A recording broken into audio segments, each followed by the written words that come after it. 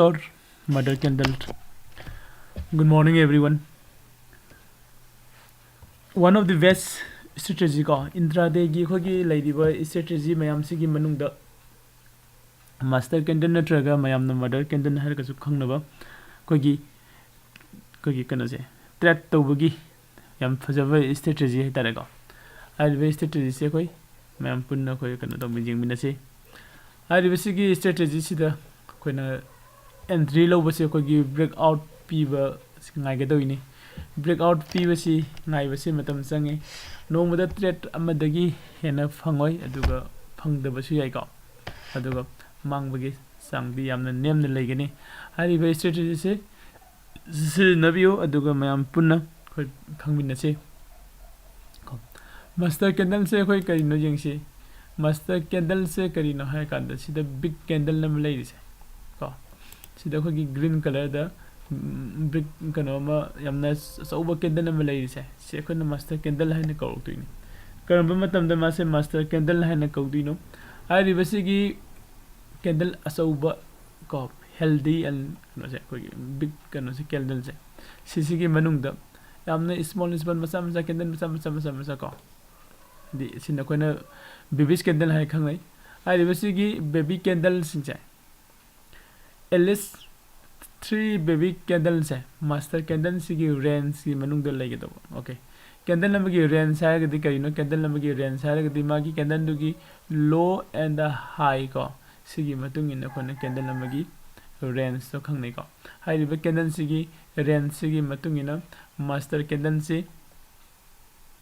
range sigi matung in magi range sigi manung da baby candle si yam drabada ohum ko 3 baby candle se form tawraba adoi tadi khogi big candle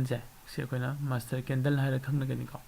ado master candle gi strategy tongan bu mayam ama semam bayai adugo khwaidagi hena accuracy oiba master candle gi strategy hai ra gadi hoje khoin uri basini ko sida atopa sing siga kitang khenaba khara lakpa yai khenai se kari no hai gadi time frame ko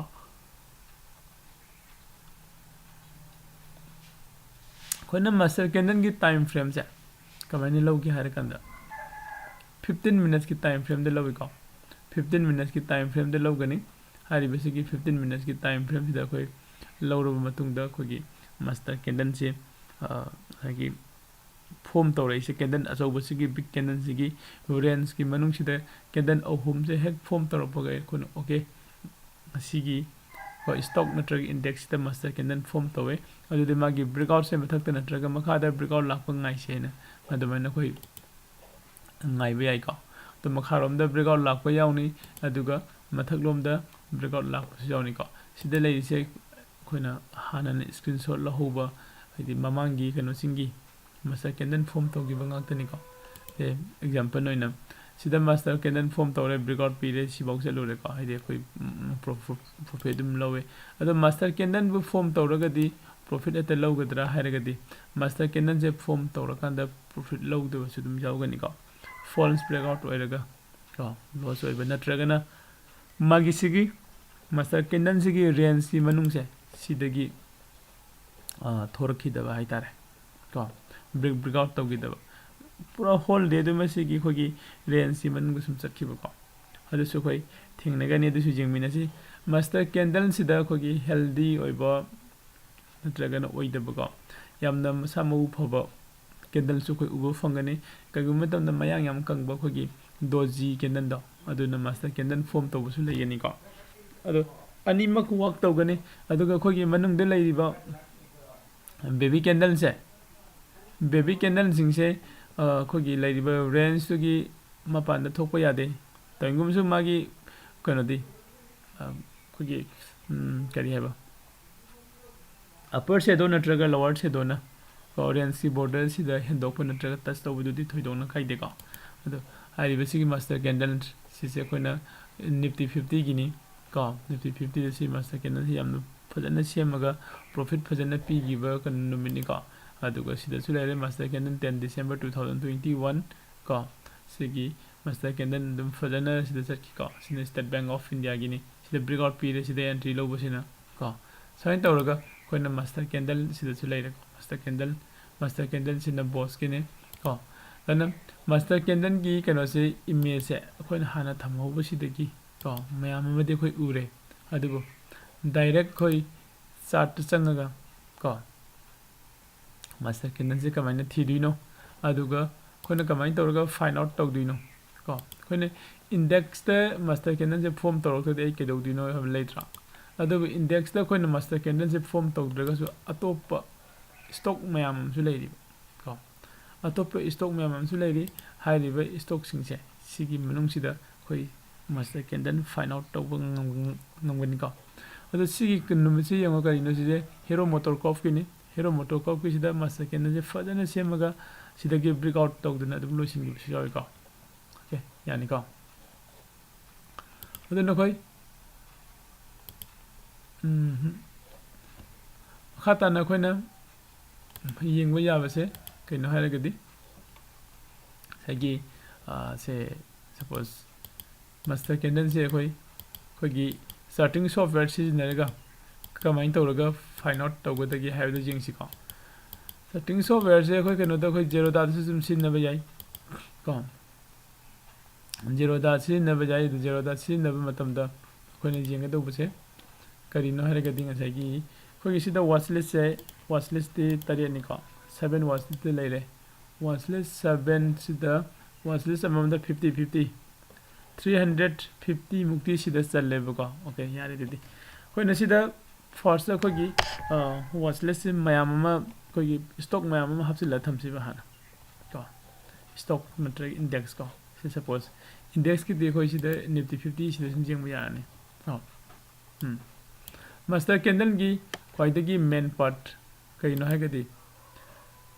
15 minutes the time frame wa gedo magi okay time frame se 15 minutes wa gedo yeng si ko okay ngarang se khoi master candle form to wen lo bu yai date 10 ko mai candle gi range du breakout pi gi dare ngasi breakout pi bu yai ko yam phajaba ke no da se khoi na kala de legara sida si lo si price range ko price range lo si sida leiriba date 10 gi first candle green ni second candle se ni okay master candle na te ko khoi na jing du sida first candle se 15 minute ki ahan ba candle se sigi magi range sida ko range sigi range se sigi manung sida ko jamdra ba the ls baby candle do kya seng ne ba 3 baby candles form to godam have ne adu si marangi ko gi nifty 50 de taw gidare ko bank nifty dong jing si bank nifty su date 10 okay bank nifty de master candle form to ge ti tawe ko do candle hinje kha ka saw budi wale adu sima khoi na master candle ne haine lo budi ya de ko atopa mafam da form to rongani ying si form to bu jaga kara ka form to ge date 8 ko date 7 na adugo date 3 da master candle am form to we koi na da jing si e screen se full screen da photo roke